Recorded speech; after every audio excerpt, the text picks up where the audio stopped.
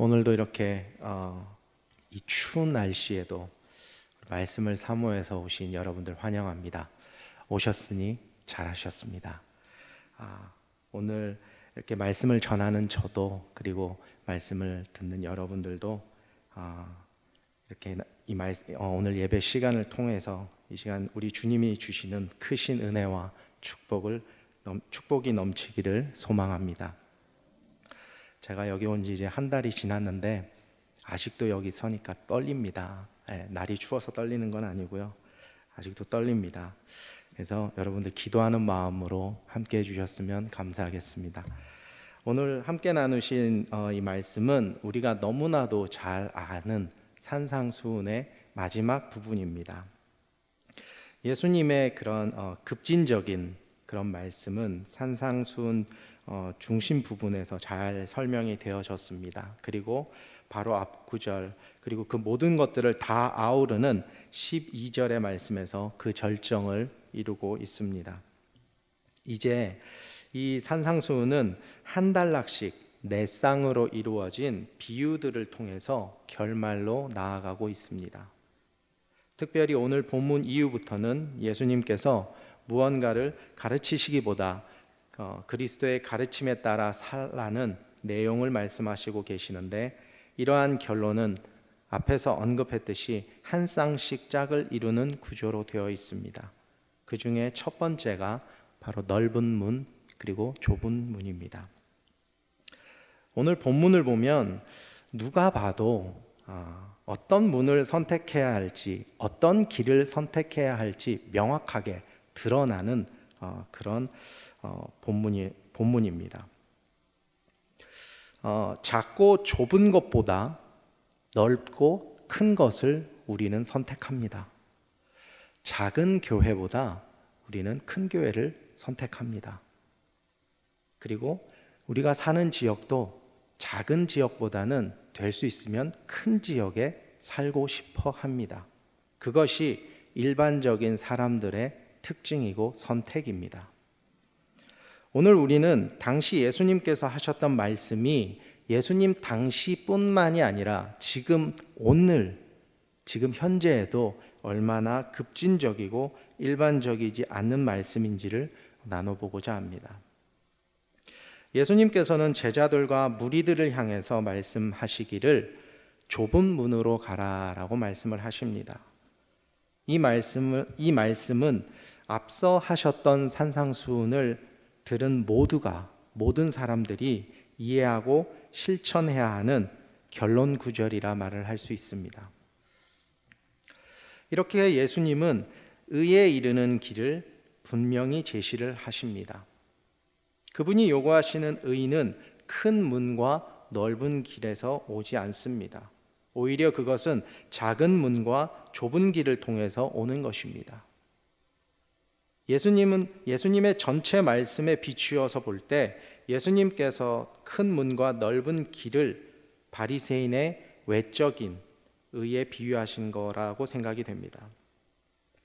예수님의 말씀을 듣는 사람들이 바리새인의 가르침을 따라서 살아간다면 결국 멸망의 길로 이어진다라는 것입니다. 좁은 문과 좁은 길은 외적인 요구가 아니라 내적 변화를 강조한 예수님의 가르침을 가리키고 있습니다. 예수님께서도 참된 길, 그리고 곧 생명으로 인도하는 길을 찾는 사람이 없음을 분명히 말씀하셨습니다. 예수님께서는 사람들이 많이 가는 길은 넓고 크지만 그 길은 멸망으로 가는 길이다라고 말씀을 하십니다. 이 큰 문과 넓은 길은 그 결과가 멸망이기는 하지만 크고 넓다는 것에서는 일반적으로 우리가 선호하는 환경입니다. 앞에서도 언급했듯이 보통 사람들은 대체로 크고 넓은 것을 좋아합니다. 집도 되도록이면 작은 집보다 큰 집을 좋아하잖아요.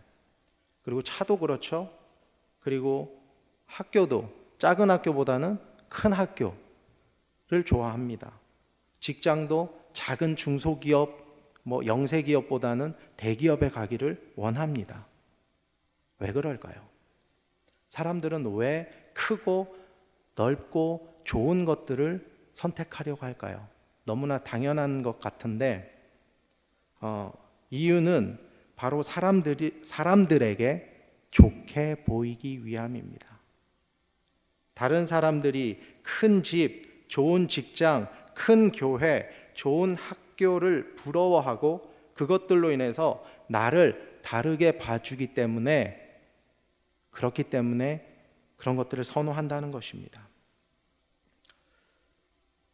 제가 부산에 살 때 수영로교회에 다녔다고 말씀을 드렸잖아요.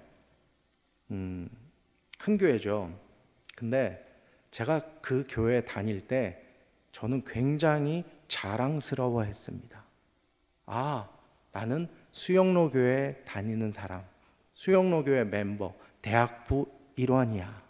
그래서 어느 날 새벽 기도가 아니라 철야 기도가 있거든요. 철야 기도를 마치고 집에 가려는데 버스를 놓친 거예요.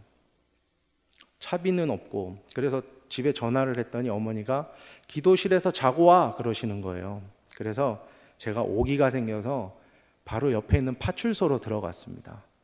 그리고 뭐라고 그랬냐면, 저 여기 수영로교회 대학부 학생인데 저 차비 좀 주세요라고 말을 한 거예요. 지금 생각해 보면 정말 말도 안 되는 짓입니다. 근데 그 당시 저는 그렇게 그 교회의 대학부 학생이라는 거에 대한 자부심을 가지고 있어요. 큰 교회에 다닌다.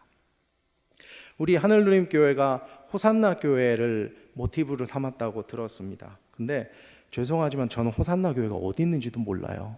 그 교회가 어떤 교회인지도 모릅니다.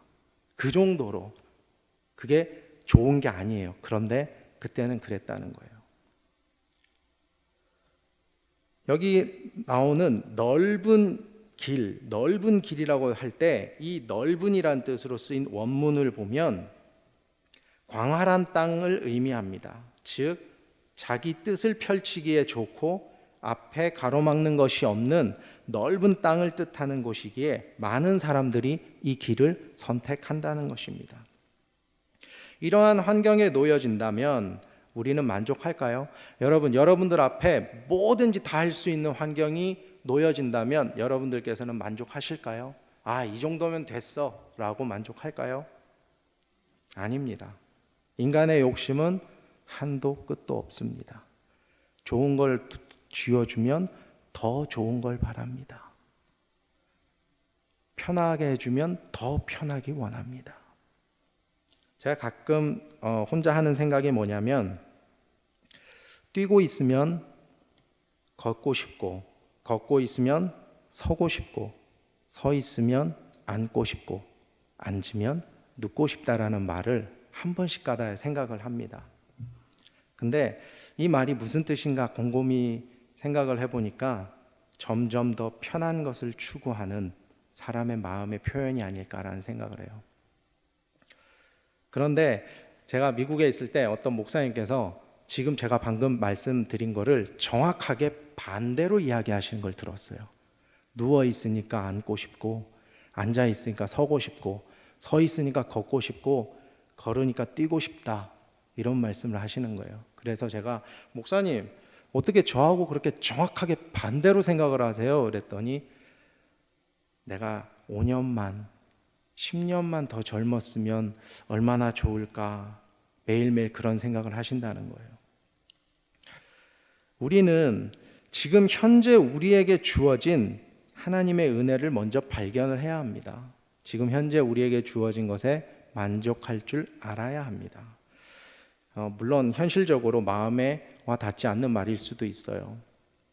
지금 너무 내가 힘든데, 내가 지금 내 몸이 너무 아픈데, 지금 고통 가운데 있는데 어떻게 하나님께 모든 것들을 맡기고 어떻게 기도만 할 수 있느냐 말하실 수 있습니다.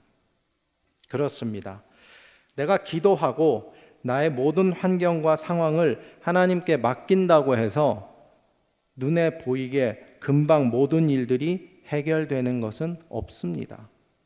그런데요, 그렇다고 내가 걱정하고 내가 근심한다고 해서 나의 환경이 바뀌거나 내 몸이 낫는 것 또한 아님을 우리는 알아야 합니다. 내 마음이 먼저 주님께 맞추어지고 주님께 그 문제를 올려드리는 기도로 나아갈 때 어느 순간 내 마음에 평안함이 오더라는 것입니다. 아팠던 몸이 서서히 좋아지고 풀리지 않을 것 같은 힘든 상황도 해결될 길이 보이더라는 것입니다. 성령 하나님께서 나의 마음에 그런 지혜를 허락하시고 그 길을 보여주십니다. 그리고 그렇게 믿을 수 있는 그 믿음까지도 허락해 주시더라는 것입니다. 우리가 그런 믿음의 모습을 보이는 것에 어려움을 느끼는 이유는 바로 우리가 연약한 인간이라는 것입니다. 사람들은 눈에 보이는 것을 중요하게 생각합니다. 무엇이든지 눈으로 결과를 얻을 때만 그것을 인정합니다. 그렇기 때문에 우리는 계속해서 다른 사람의 눈을 의식하면서 살아가는 것입니다. 하나님을 두려워하고 하나님을 의식하면서 살아야 하는데 세상의 시선을 더 두려워하며 산다는 것입니다. 아무리 우리 앞에 크고 넓은 것이 보여지고 또 그곳이 우리에게 좋다고 할지라도 그 끝이 멸망이라면 우리는 단호히 거부할 줄 알아야 합니다. 이것이 우리가 세상 사람들과 달라야 하는 모습 중에 하나입니다. 우리는 세상 사람들과 달라야 한다고 하는데 우리가 죄 많은 세상에 살고 있기 때문에 그 삶 자체는 힘듭니다. 모든 사람들이 맞다라고 하는 일이 성경에 비추어 봤을 때 선뜻 동의할 수 없는 일일 경우도 있습니다. 많은 사람들이 가는 길이 옳고 정의로운 길이 아닐 수도 있습니다. 우리는 삶에서 그런 일을 만나게 될 때 분명히 성경에서 그 길을 찾아야 합니다. 세상의 논리나 판단의 기준에 휩쓸려서는 안 됩니다. 논리적으로 맞고 합리적인 일이라고 할지라도 성경이 뭐라고 이야기하는지 먼저 우리는 확인해야 합니다. 쉽지 않습니다. 그렇죠? 어떻게 그렇게 할 수가 있을까요? 쉽지 않습니다. 우리는 공통적으로 가지고 있는 생각들이 있습니다.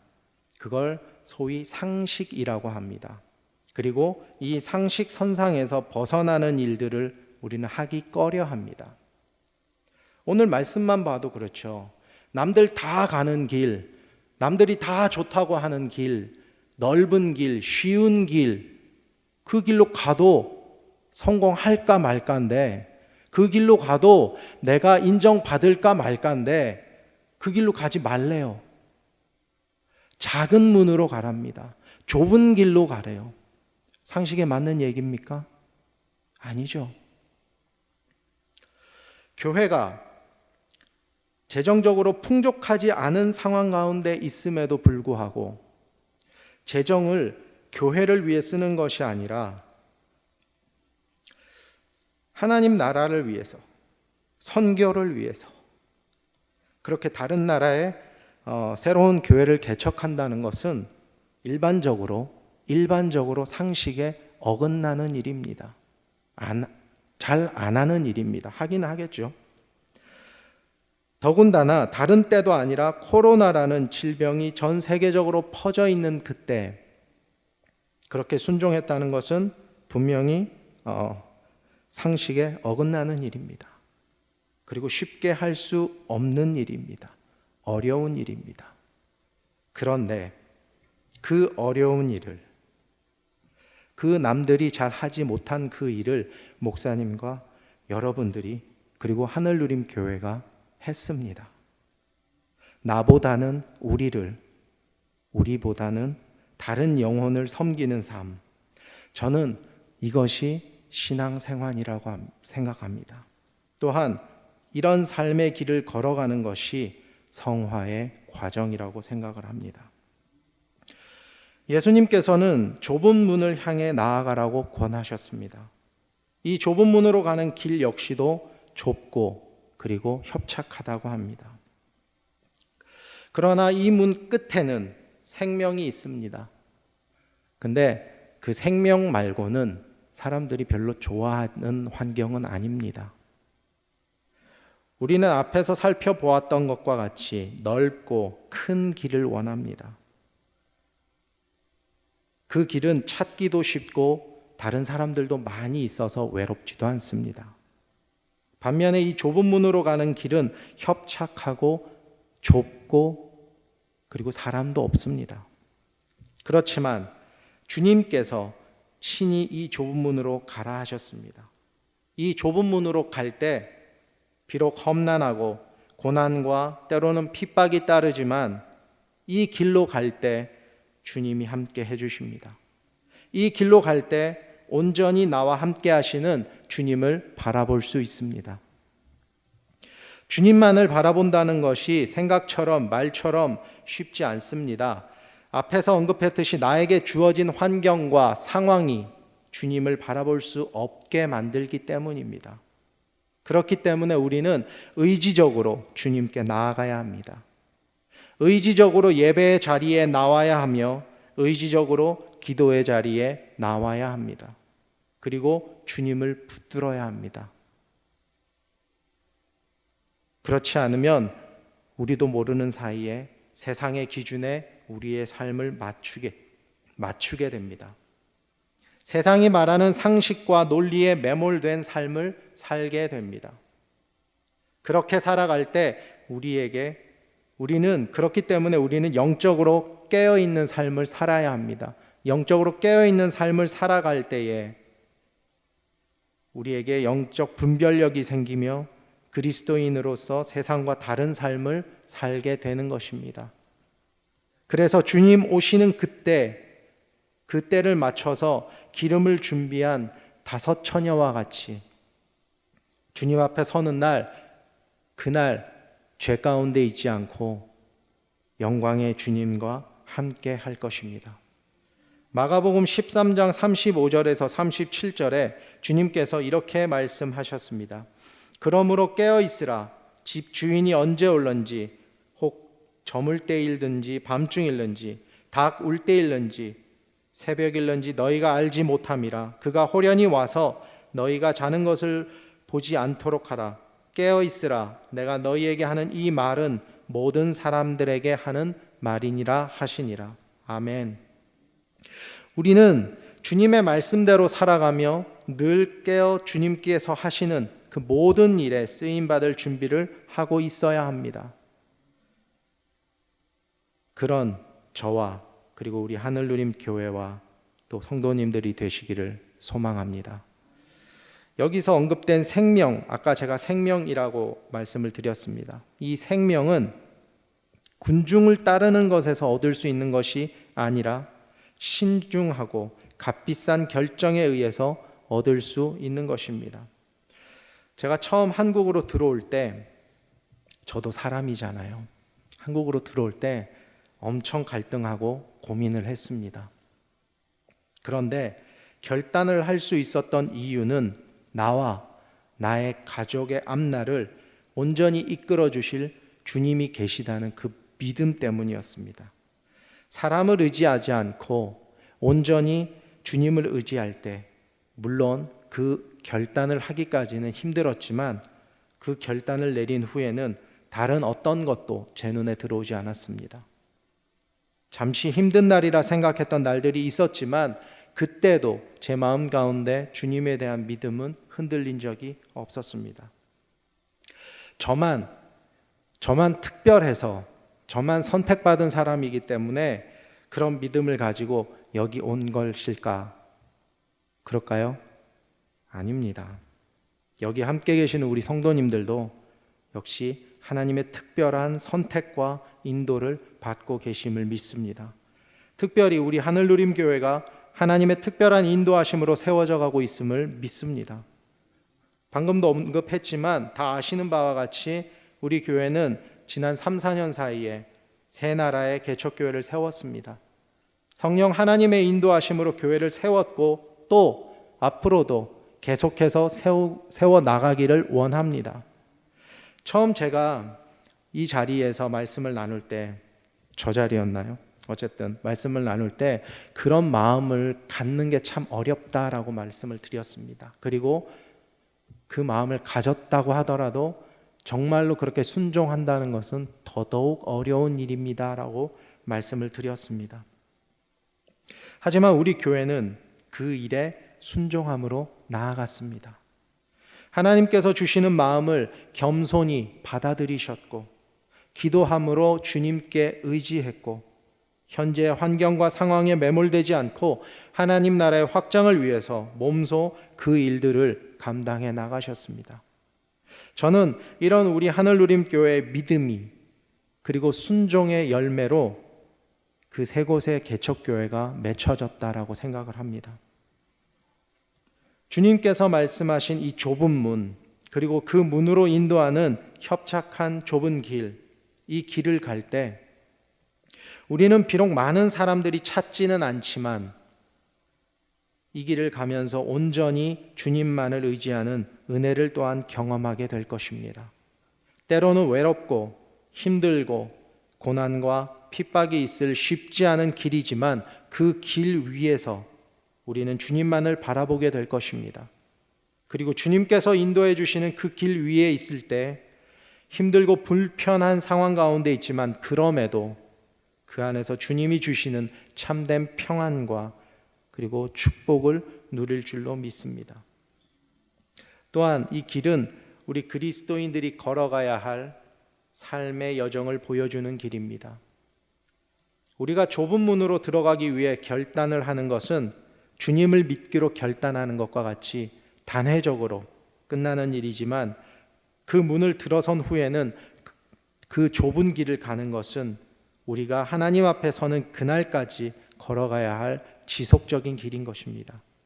이 길을 걸을 때 많은 일들이 우리 앞에 일어나게 됩니다. 계속 반복적으로 말씀드리지만 힘든 고난이 닥칠 수도 있습니다. 때로는 생각지도 못한 핍박이 있을 수도 있습니다. 때로는 정말 주저앉고 싶을 만큼 괴로운 일이 우리 앞에 펼쳐질 수도 있습니다. 그럼에도 불구하고 우리 앞에 보이는 영광의 자리를 바라보면서 생명을 얻기 위한 여정을 이어나가야 할 것입니다. 이미 우리는 하나님께서 일하시기로 작정하시면 어떤 상황에서든지 그 일을 이루신다라는 것을 경험했습니다. 그렇기 때문에 앞으로도 계속해서 우리는 주님께서 주시는 마음을 기쁘게 받아서 순종해 나갈 것입니다. 저는 우리 하늘누림교회가 계속해서 지금에 만족하지 않고 앞으로 나아가기를 원합니다. 비전 11만을 위해서 계속 기도하고 교회를 세워나가기를 원합니다. 그리고 또한 해외뿐만이 아니라 이곳 제천을 중심으로 계속해서 주님의 복음을 전하고 그리스도의 사랑을 전하는 모범적인 교회로 세워져 나가기를 소망합니다.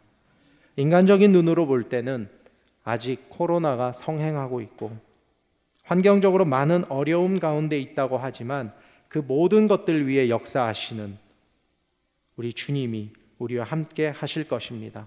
우리가 할 수 있어서 하는 것이 아니라 해야 할 사명이기 때문에 감당하는 교회가 되기를 소망합니다.